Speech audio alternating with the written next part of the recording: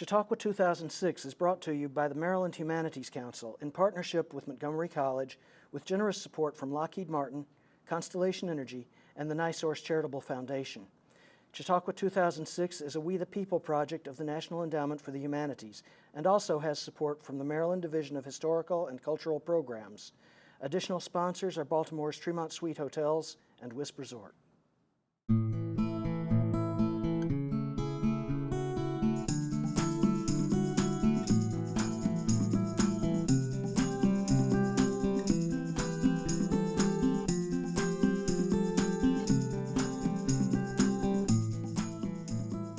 Welcome, I'm Angela Rice Beemer, and we're here at the Germantown campus of Montgomery College for Chautauqua 2006, our 8th annual Chautauqua here at Montgomery College.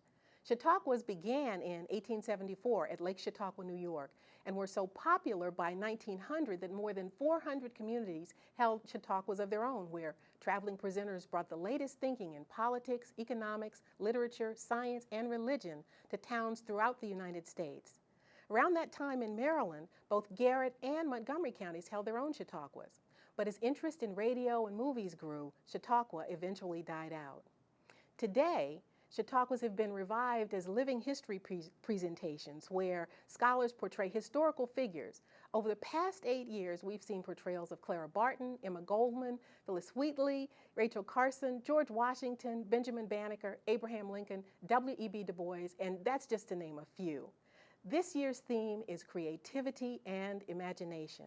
It's highlighted the innovative genius of Paul Robeson, Henry Ford, Leonardo da Vinci, and tonight, the modern, innovative, and timeless CoCo Chanel.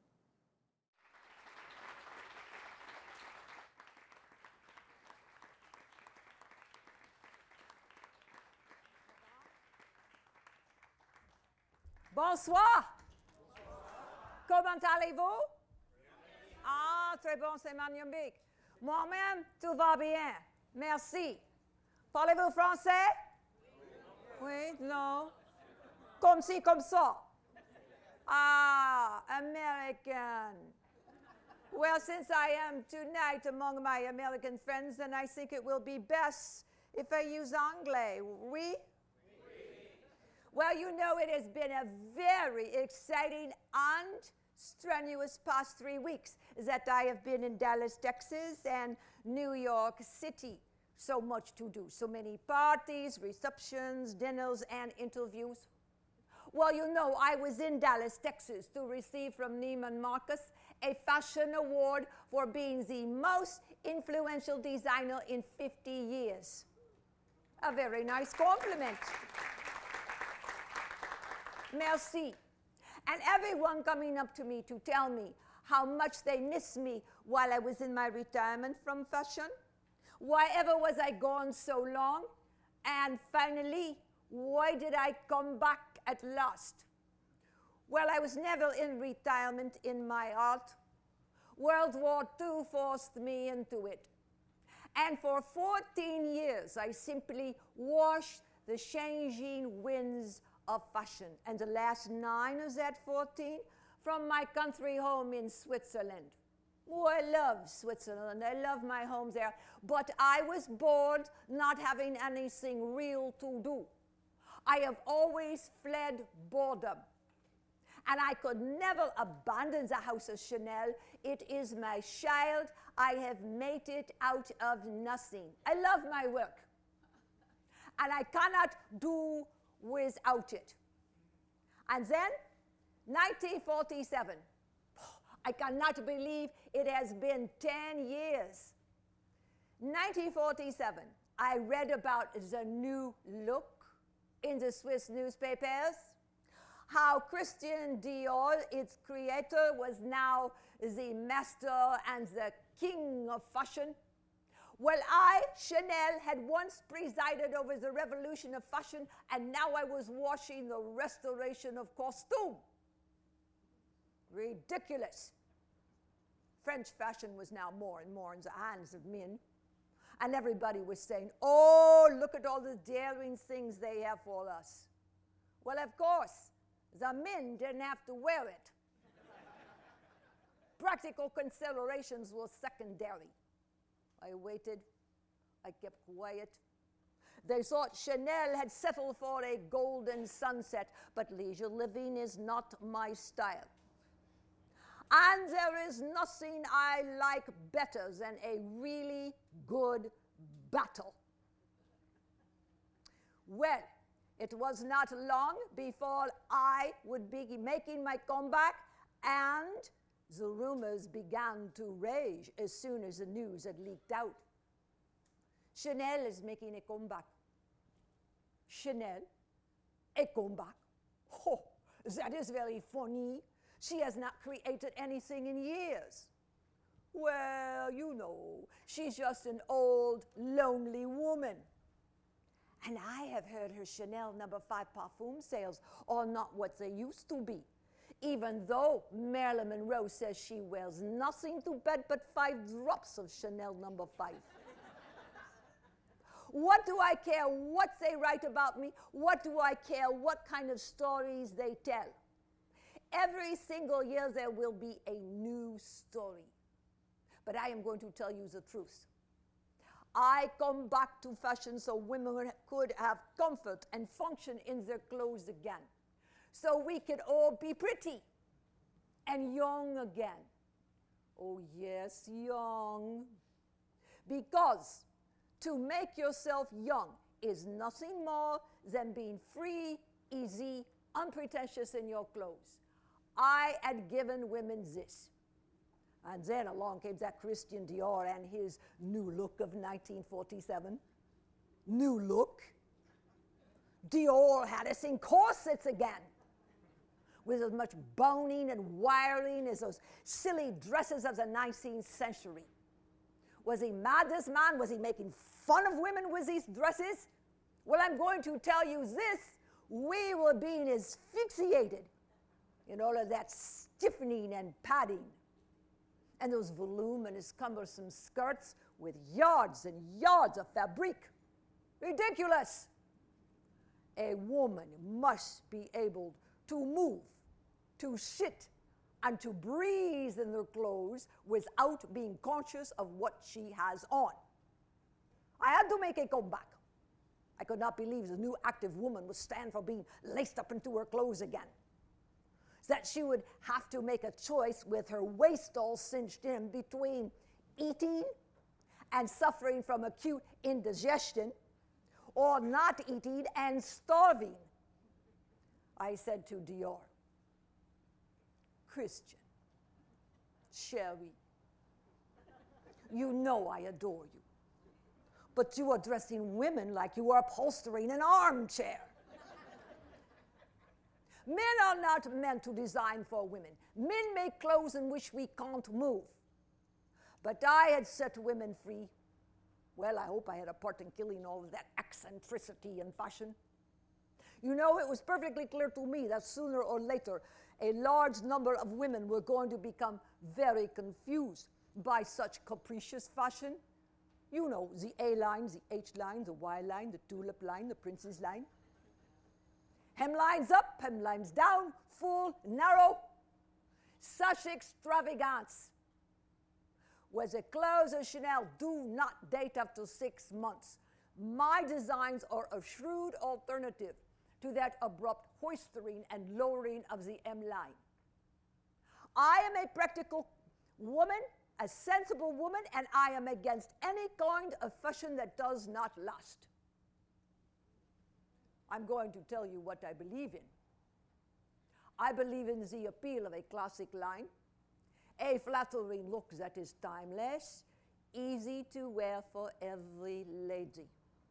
Well, it isn't fashion if it isn't taken up by everyone. It's just an eccentricity, some kind of fancy dress.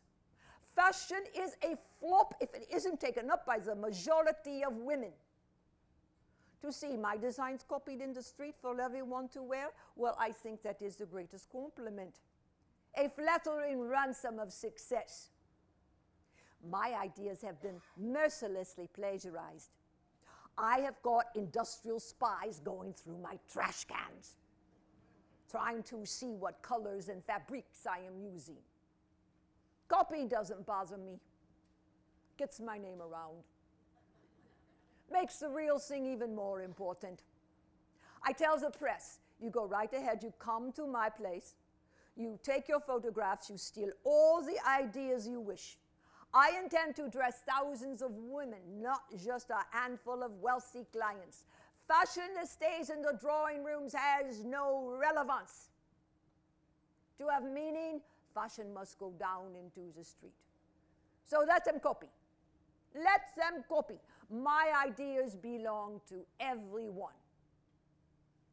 I even allowed Vogue magazine to send over Cecil Beaton to photograph the process of my comeback collection. I was creating 130 beautiful ensembles. And on 5 February 1954, into my salon that day came the journalists, the photographers, the store buyers, and all of those beautiful people. It was a very hot ticket for my premiere of my comeback collection. But when the show was all over, the French press, while sprinkled with compliments, was mostly contemptuous. This collection is nothing more than ghosts of Chanel's 1930s gowns. It has no zip, as they said. Zip? What is that? And how long is zip going to last? When I design, I think of the women I am dressing, not a couture house and its business. How can they get it so wrong? I had vowed once to liberate women. I said, I'm going to do it again. Women are too smart to stay away. Like you Americans, you have had the taste and the practicality all along. You welcome the return of my dresses. And your Life magazine said, Chanel is creating more than a design. It is a revolution. That was just 3 years ago. And now here I am in the United States receiving that award. 3 years, I said, I will show the critics they know nothing. I have been designing and creating fashion for many decades. There was a time before Chanel when etiquette dictated that a correct and a different dress must be worn for every single occasion. And one place, as the matrons of society thought very important to be seen, to vie for attention and show off the latest creation of their couture, was at the horse races. There was as much interest in the fashion contest as there was in the contest between the horses. Oh, those fashions of the Belle Epoque, they were ridiculous. Well, look at all of that hair we had piled upon our heads. The Roaring Twenties took care of that. Now, I had cut my hair long before the 1920s. Now, I admit to you also that I was not the very first to cut off my hair. But when I arrived at the opera with my hair short, it became the rage. All it takes is for a few smart-looking women to do something new, and the rest will follow. Well, then what I said to myself was, CoCo, with your hair short, you see, they do not know that you had arrived at the opera under necessity with short hair. You see, my gas-burning hot water heater had blown up and scorched it. Now, Etienne, what I love to do was experiment with my clothes.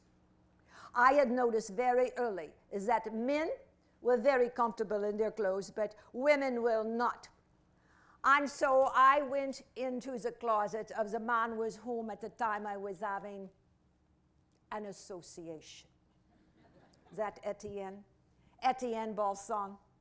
And I would go into Etienne's closet and I would take one of his starchy white shirts, a very smart tie, his roomy, comfortable overcoat, and for my chapeau, a simple little boater style, which I had purchased inexpensively from the Galeries Lafayette department store in Paris. A little hat that I trimmed myself, and voila, Etienne and I were off to the races and the fashion contest. I was a bit of a shock, you know, in my very unconventional attire. But I was my very first model. You see, people came up to me and they said, "Oh, mademoiselle, where did you get your chapeau?" And I said, "Well, I have made it myself." So they began to ask me to make hats for them as well as myself. My chapeaux were a rational response to all of those silly, enormous confections posing as hats and bobbing down the boulevards. I never could understand how a brain could function underneath the weight of those things. They look like deep dish pies. Etienne, he did not take my talent seriously. "Do not annoy me," he would say whenever I began to talk about my future. Unfortunate for him. For there was a man who did recognize and acknowledge my potential. The one man I can never forget. Perhaps the only man I truly love. That handsome Englishman, Boy Capel. Oh, he was more than handsome, really.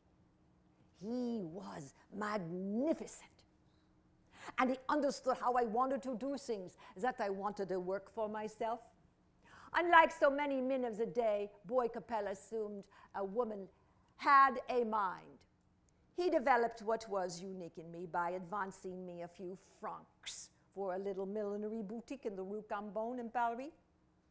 And photographs of my hats worn by the most beautiful actresses of the day began to appear in the fashion magazines. I was a natural. I could tell at a glance what was right or wrong on a client. But the truth, I grew to hate the selling of hats, the need to flatter my clients. I did not want merely to amuse myself, you see. I wanted to make a name for myself, and I was beginning to see a place for myself in fashion. And Boy understood. So he put a few more francs into my bank account, this time for a boutique for clothing. And it was in the Normandy resort of Deauville. And my shop was strategically situated on Deauville's smartest street, the avenue which the notables in the Nouveau Riche took from their hotel to the beach. Strategy number 2.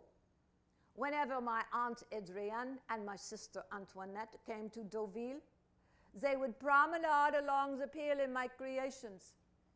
And by the promenade, they were my very best promotion. Every day, Adrienne and Antoinette would borrow new dress, new chapeau, and double my business. I now felt that the time had come for real change, that women were beginning to understand that clothing must be logical. For example, although it was summer in Deauville, it was cold. And Deauville was filled with sporting activities, and the ladies arrived in their flimsy little dresses. Deauville was not the place. I discovered that a polo player's sweater was very warm against the bracing winds along the channel.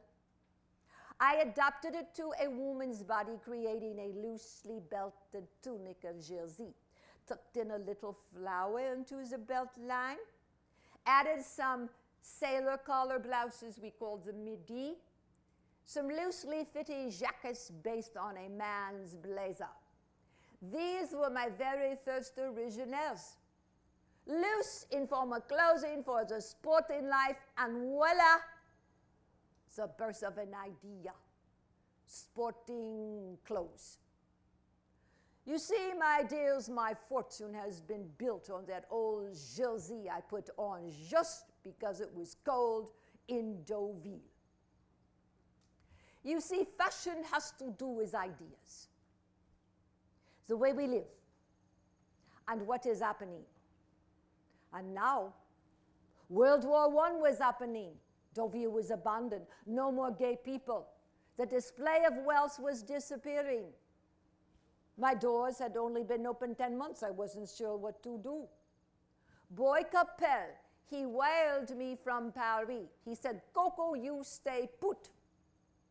Very good advice, because in the invasion of France, the beautiful people lost their palatial country homes, and they fled to Deauville. They said, "Oh, we have lost everything," but there was enough money for wardrobe. And I had the only shop that had not closed its doors. You see, I flourished not only in spite of the war, but perhaps because of it. The old world was dying.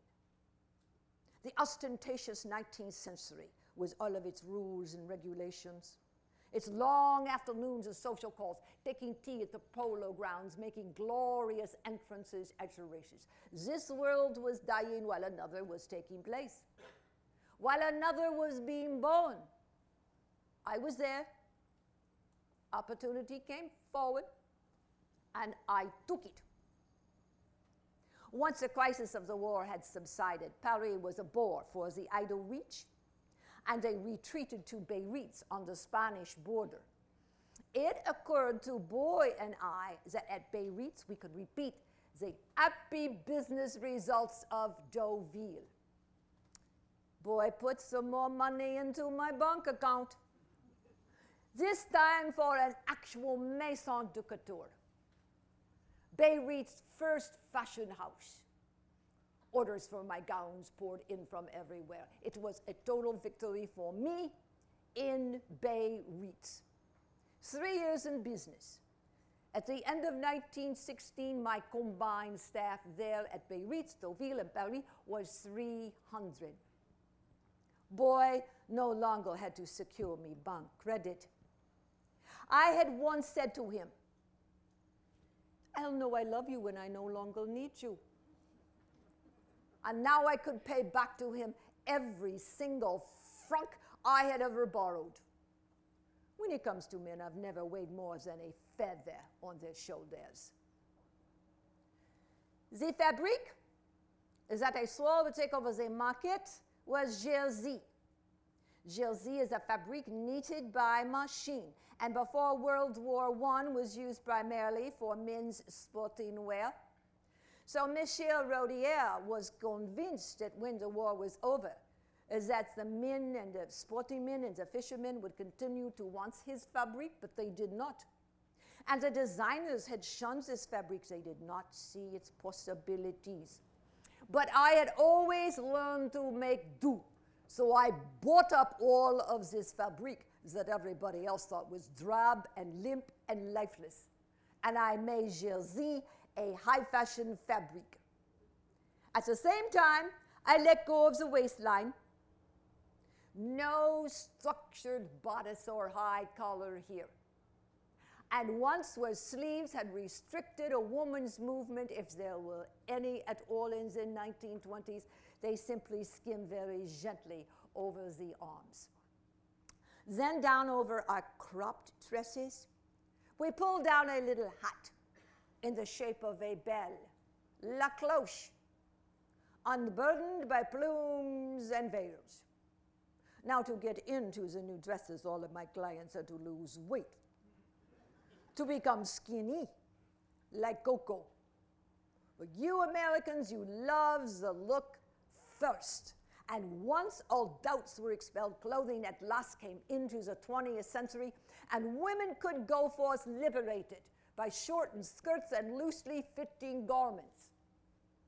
Of course, most men were very distressed at the sight of such clothing. You know, there was no longer a bosom and a rump to look at. But now, by now, ladies had nursed casualties. They had driven ambulances. They had worked in canteens and munitions factories. This was a lifestyle that called for simple, functional clothing. Fashion is, after all, a reflection of the period. And the war gave us what was beyond our reach before: freedom. To live our life is the way that we want to do. Freedom. No more asking for permission to go wherever we please. We worldly ones even enter the Ritz Hotel bar with our bobbed hairs, short skirts, rouge knees, red lips, smoking in public, and no corsets whatsoever. Oh, it was very shocking and very intoxicating. The fashion magazines were very complimentary. They said, Chanel is making us forget yesterday's woman, teaching us to walk naturally by snipping a lock of hair here, the flounce of a dress there. Everything is nice and easy now. And then do you know that they reported that I was one of two of the most important designers to emerge in the 1920s? One of two. I could not believe the name Chanel appeared in the same paragraph with that Italian woman who makes dresses, that Elsa Schiaparelli. The fashion editors fell head over their heels in love with her shocking pink and her bizarre designs. Hats in the shape of shoes, jewelry from macaroni. Such overheated prose for that woman. I say, let us beware of originality. In couture, it leads to costume. Couture is not hyperbole. It is a technique, it is a craft, it is a business, it is not an art project. And that's all I'm going to say about it. For I was the one who showed women how your clothing was uncomfortable and complicated. Through me, you learned to want the bone simple, casual, and uncluttered look. You did not learn it from Elsa Schiaparelli, and you did not learn it from Paul Poiret, the once great Parisian designer Paul Poiret. I don't think he ever noticed that women were throwing off all clutter and decoration. He resisted the attitudes of the new woman. I'm surprised he lasted 10 years in the business with his bizarre designs, with his harem pants, hobble skirts, blinding barbaric color plumes and feathers and yards and yards and yards of passementerie. Nauseating. No wonder he scorned my little black dress. He said, oh, what has Chanel invented? Poverty deluxe? I say to you, simplicity does not mean poverty. Nobody ever looks poor in a Chanel. Scheherazade is easy. A little black dress is very difficult. Do you know I made so many little black dresses, people were beginning to say that I had put the whole world into mourning. But my little black dress endures as a symbol of chic. Vogue magazine says my little black dress is just like a fashion forward. Well, I've always managed to know what it is or will be that women want, and you are always going to want elegance, simplicity, a lasting style. And to top it all off, there must be the perfect perfume. For no elegance is possible without perfume. These little droplets that smell good are mandatory. To celebrate my 40th birthday, I created a new fragrance. It was with the expertise of Ernest Beau, fragrance chemist in Grasse, that I invented Chanel No. 5. Daring to depart from the prevailing and obnoxious floral scents of the day, the same way that I rejected constricting fashion. I told Beau, I do not want interval roses and lilies in the valley. I want a perfume that is composed. It's a paradox, is it not? But on a lady, a natural floral scent sometimes smells artificial. I thought perhaps a natural scent could be created artificially, and I was very quick to distinguish between the essences. We whittled our choices down to 7 or 8 samples. I sniffed each and every one, lingered, compared, and settled on the 5th specimen, a perfume unlike any other made, evocative of a woman, containing more than 80 ingredients. And then Bo, myself, and a few friends went to the most expensive restaurant in Cannes with a bottle of our newest creation in hand. And whenever an elegant lady passed the table, we gave the atomizer a squeeze.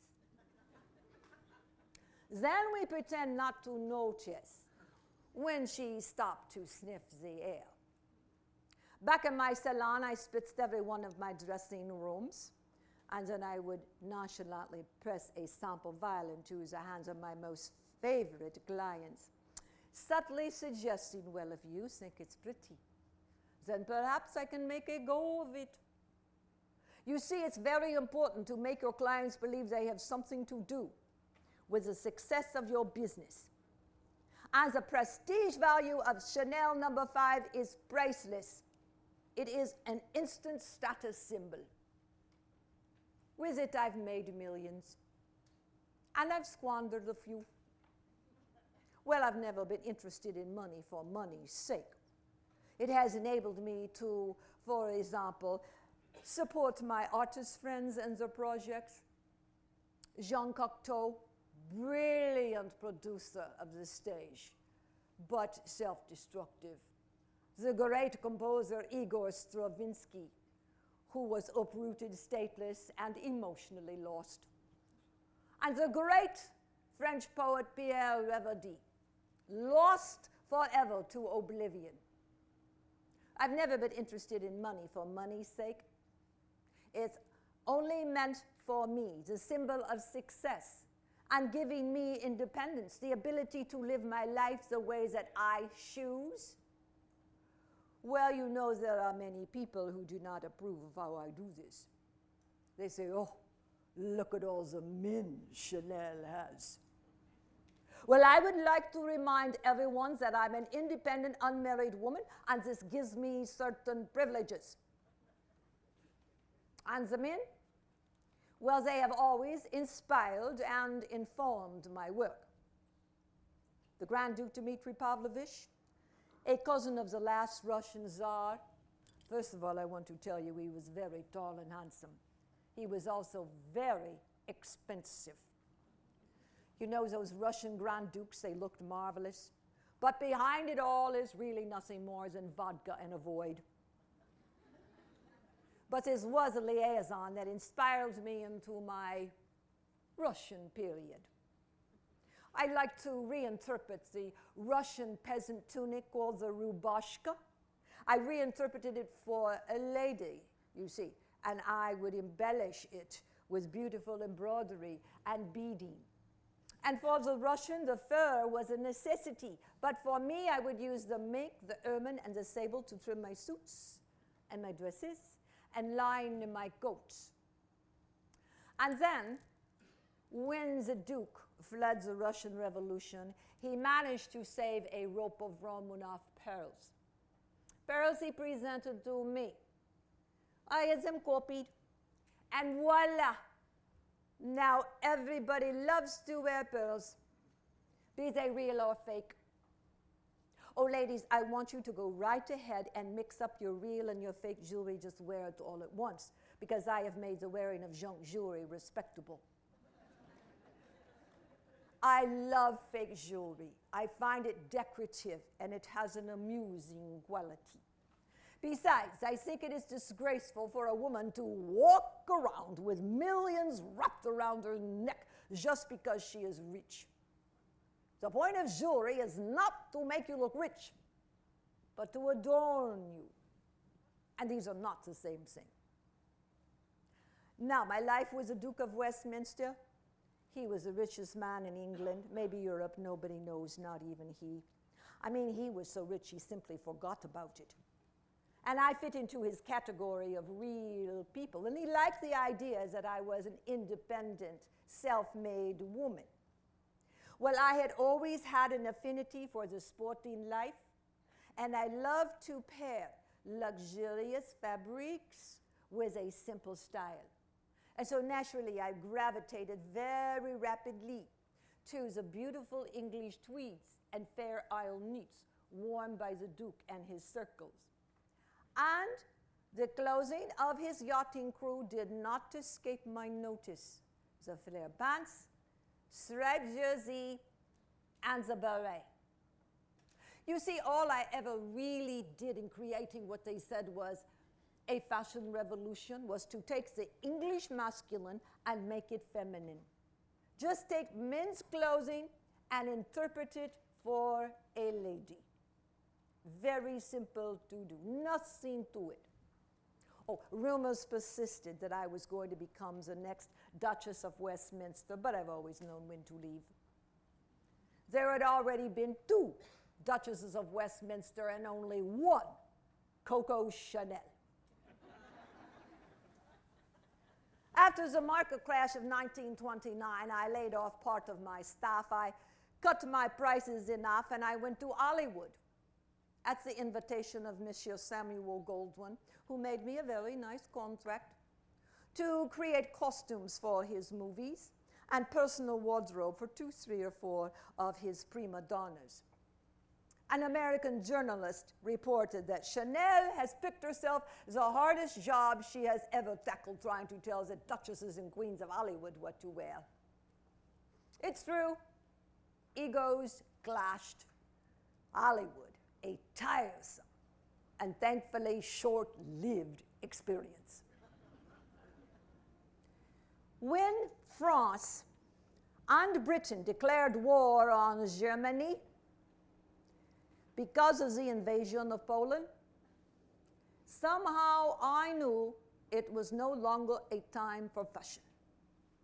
Although the First World War had made me what I am today, to it I owe much of my success. But this time I said it is not a time for fashion. So 3 weeks later, I laid off everyone, and I closed the house of Chanel.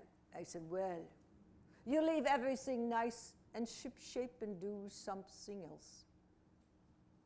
I lived discreetly during the war.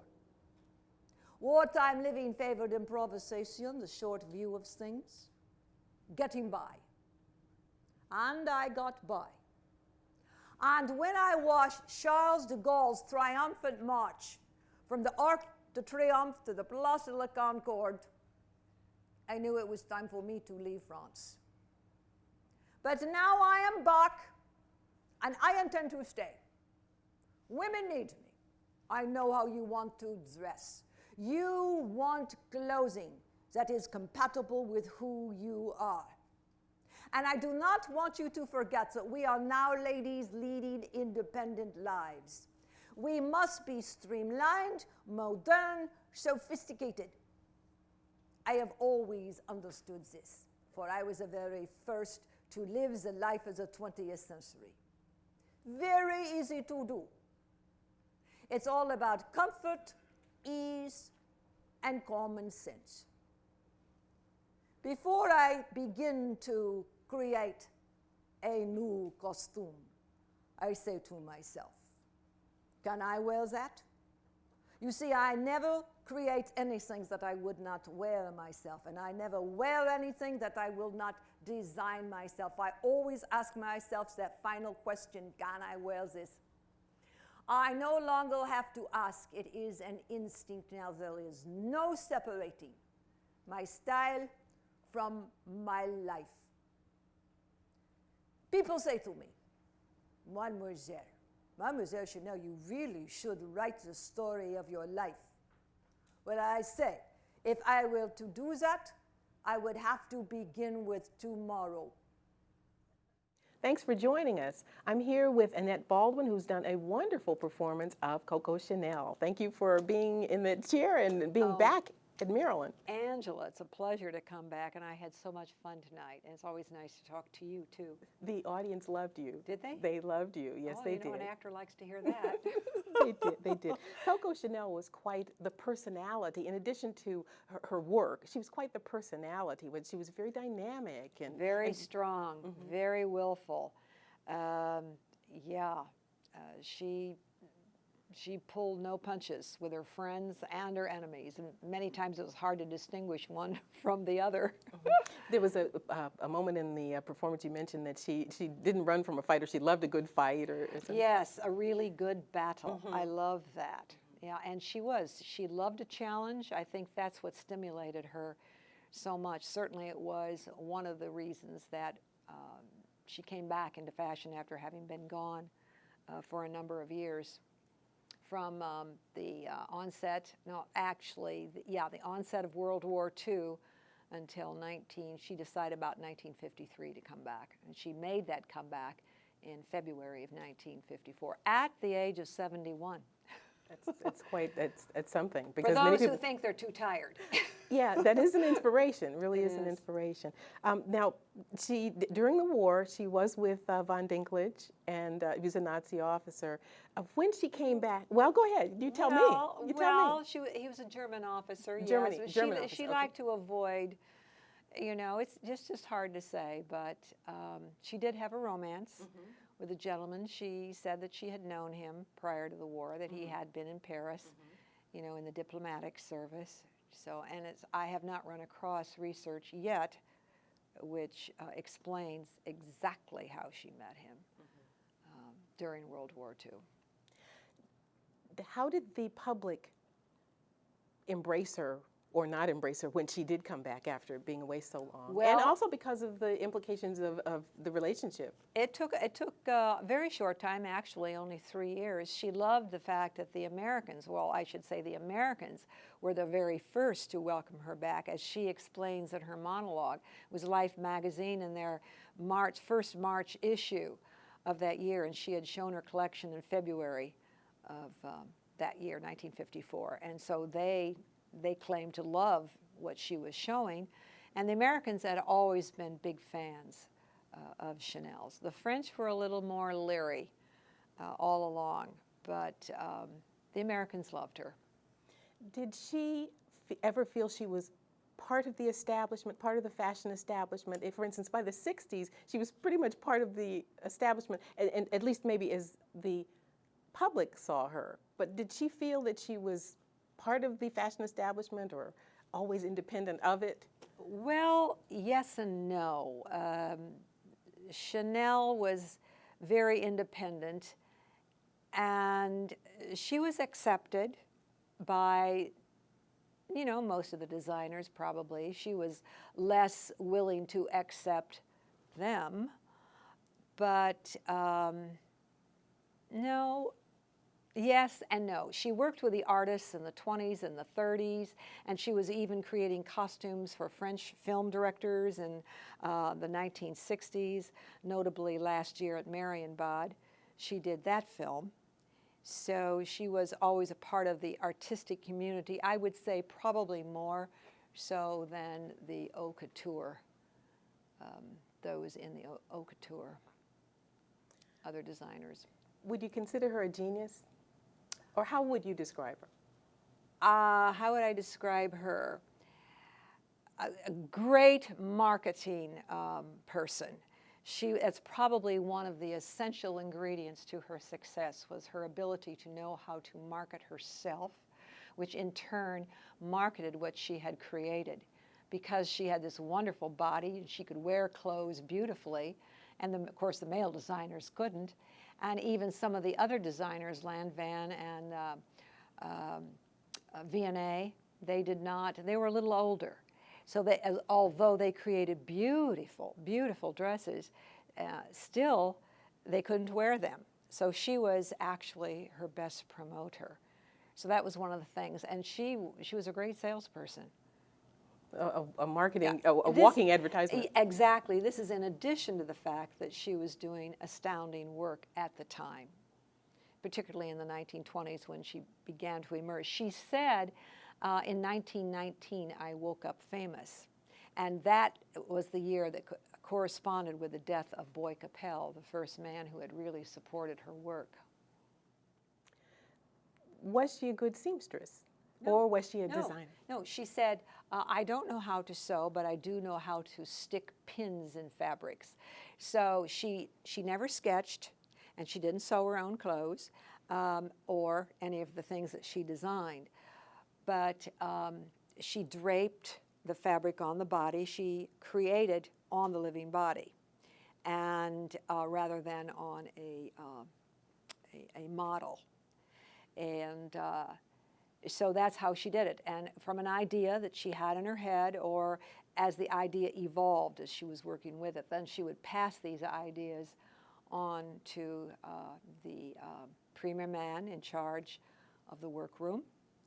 And they would actually create, there was a Madame Manon. Now, I don't speak French, so I'm probably mispronouncing a lot, but she had worked for Chanel in the 1930s, and she actually made Chanel's own clothes also. She respected the work that Madame Manon did.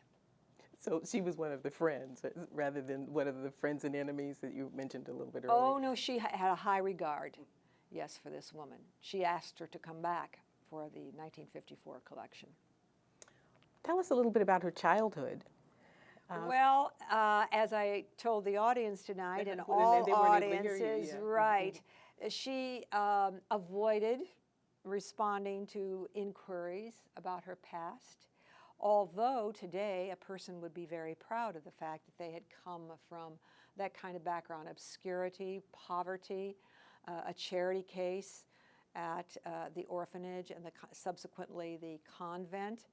So actually that should be a proud moment, but not for her. She was always trying to disguise, recreate herself. That was probably one of her greatest creations, was the creation, what she had, her own persona, which she had created. So she had 2 sisters, 2 brothers. Her father deserted her at the age of 12 after his wife had died. Gabrielle's mother had died. And the boys were shipped off to a farm to be laborers, and the girls were off to an orphanage and subsequently to the convent.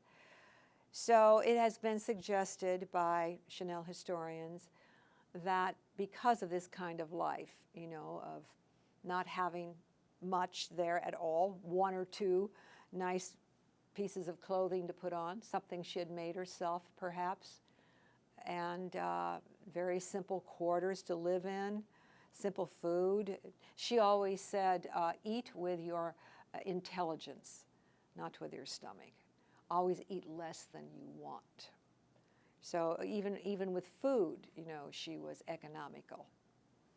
Did money mean freedom to her? Yes, absolutely. That's what it meant. She said, I'm not interested in money for money's sake. Money means nothing more to me than independence, and also the symbol of success. She did like that. She enjoyed success very much. But she said she didn't like the money, but she must have. It made her comfortable.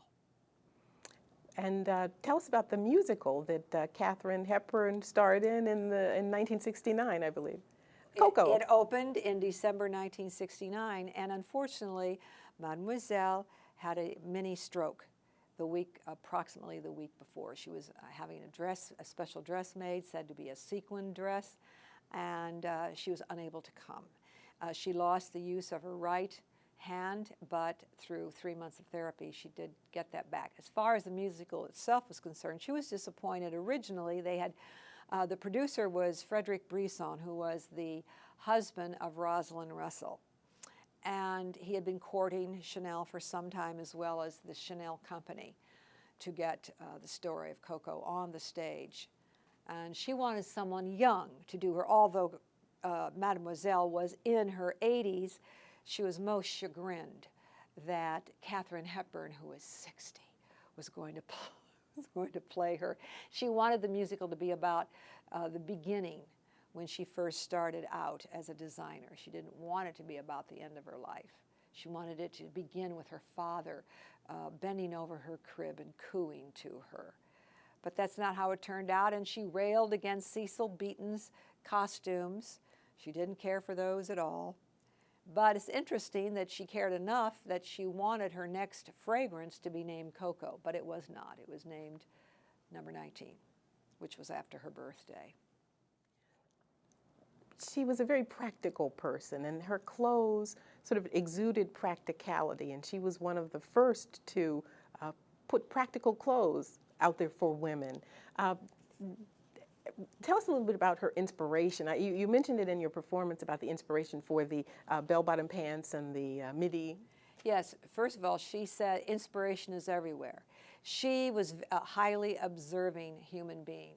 She observed everything around her. She paid a great deal of attention, and she borrowed the ideas. Inspiration is everywhere. You know, it's there to be used, and she actually did that. So a lot of her work, if not the major portion of it, came from what she saw that she could reinterpret. She had a great gift for anticipating what was going to be the next season's silhouette. Somehow she was able to do that, to anticipate. And that, along with her ability of having a powerful observance, gave her that ability, again, I use that word, to create just from what she saw around her. For example, as you mentioned, the Duke of Westminster's yachting crew. She put us in pants. She put us in the simple little jersey, and you can still find, even at L.L. Bean, their striped jersey. Chanel, again, it's the boat neck. They used to call it that. So it is a yachting look, and that's where that inspiration came from. It was reinterpreting men's clothing for women, but you knew that underneath was a woman's body. It was all about the form. And the pea coat is another one of my favorites The because pea it's short coat. enough to move in Right, and yet yes, warm. and yet warm, exactly. Practicality. And yet she herself, when you look at photographs of her, she does have on a lot of jewelry. She's got on the hat. There is, somehow she could carry it off. So she was saying one thing and yet, you know, following another credo for herself. And as you mentioned in your performance, it's what's comfortable on you, on the woman. And that, Yes. I think she was perhaps comfortable in that. And she mixed the real jewelry with the costume jewelry. So that... Yes, and so she did have a great sense of fun and freedom, and she said, find your own style. I think she really believed that she wanted women to not have to worry about having many things, but have the few things that were appropriate for them. Find your own style, because how clothes are worn is much more important than what is worn. I really think that we can all grab a hold of that philosophy. And the beauty, I'm sorry, you go ahead. No, just that clothing is an expression of ourselves. So once we know who that is, just follow our own rules, I think we're all much more comfortable. And the timelessness of her style. The hems did not go up and down as they are today. No, hovered just below the knee. Sometimes just a little longer than that, a couple, 2-3 inches below the knee, just above the calf line. That was a nice, flattering look for most women. And comfortable And to walk. still is today. Absolutely. Timeless, modern, and... Exactly, exactly. What's your next character? Oh, Angela, I don't Almost out of know. time. I'm constantly at work with what I'm doing now, and I really don't know. Although I'm drawn to, of course, women, we know, with a struggle, a personal struggle, and a struggle against convention. I'm interested in literature, artists, but who knows? Maybe Anna Freud might be interesting. I don't know. Something has to grab me. I'll just be reading something, and suddenly it'll occur to me, that's the one. Creates a stirring inside, and then I know that that's the person to do. You're drawing your inspiration from what's around what you're reading, as Coco Chanel did. Exactly. That's a nice parallel. Thank you. Thank you so much for being here with us again, and we look forward to seeing you soon. Well, I appreciate that's a fine compliment. It was a pleasure and an honor to be at Montgomery College. Thank you. Thank you for inviting me back. Thank you very much for joining us as well. I'm Angela Rice Beemer from the Germantown campus of Montgomery College. You've been watching Chautauqua 2006, Creativity and Imagination. For all of us here at Montgomery College, good night.